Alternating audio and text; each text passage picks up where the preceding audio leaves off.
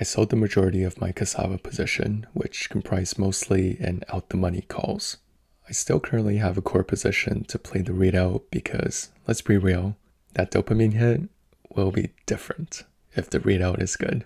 So why did I sell, and what are my thoughts going into potentially the most epic readout in biotech history?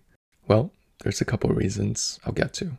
But first, I want to emphasize I'm not trying to convince you to follow me. Personal finance is more personal than it is finance, and each person will have a different set of beliefs and risk appetite. Hopefully, you find some value in me just sharing my honest thoughts transparently out in the open after following this company closely for the past 3 years. Please do your own DD with an open mind, and if I'm being honest, I think both sides, the bulls and bears, bring up valid points. Just be careful when it comes to the extremes, whether it's the uber bulls or uber bears. For instance, some bulls calling for 90% or even 99% phase 3 success rate is just delusional in my opinion. But with such a polarizing stock like Cassava, it really doesn't surprise me. Alright, with that out of the way, let's get into it. The first reason is because I was overexposed to Cassava. If you follow me on X, you would know I was allocated over 50% of my portfolio in mostly SAVA calls for the past number of years. I've continued to average into my call position throughout 2024, and most importantly, bought after the DOJ and Remy leaving news, which sent the stock from $20 to $8. Trust me, that shit was hard, but my DD and research into the company gave me conviction to hold through that period. Needless to say, I'm up 3 figures percentage return on SAVA from my call position, and I'm not ballsy enough to hold that amount of gains going into readout, so I'm taking some off the table. And you may ask, why were you in so heavy portfolio allocation wise, and why calls? Well, I laid out my thesis all the way back in my first video. The 2 main points brought up were as follows. Number 1, I believe the SAVA share price would run up pre-readout, following a similar trend as other biotechs. And number 2, I specifically called out in the video how disgustingly cheap the calls were back then. The premiums on them were not priced correctly in my opinion.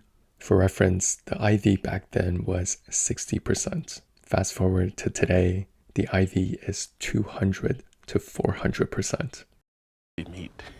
Yeah, boy. For context, I bought a number of 2026 $35 strike calls starting late 2023 and continued to purchase them into 2024. Here's the chart throughout that period.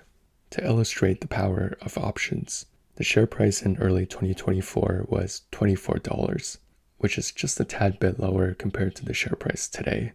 However, if you take a look at the options chart, the call options went from $7 to $16 over that same span. If you watched the video and bought calls, congrats on the sick gains. The second reason is personal risk management. I know, risk management on a controversial biotech is a little ironic, but let me explain. I aped in pretty heavy into Cassava warrants, which ended up getting rugged by Remy & Co. Please kill.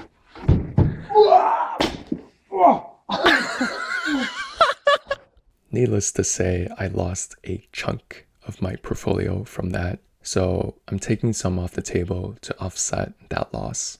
As a fun side note, if they didn't rug the warrants, my warrant position would have been worth $500,000 at the peak of the squeeze this summer.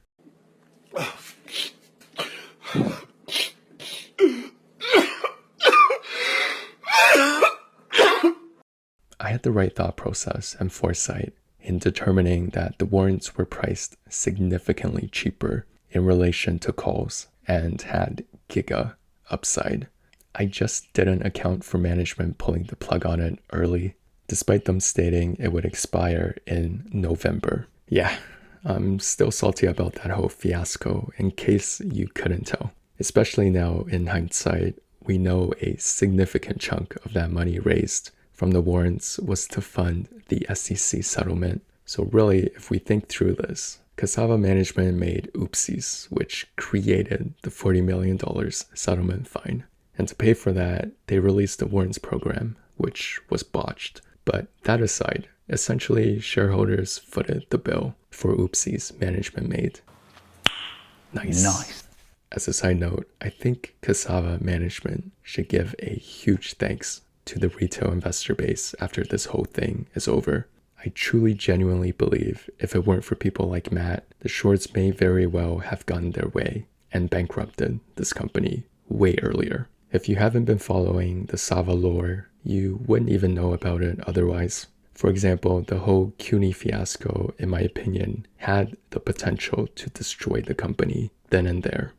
Anyway, I know this video will get a lot of hate since I'm selling, and that's okay because I believe transparency and open dialogue is critically important.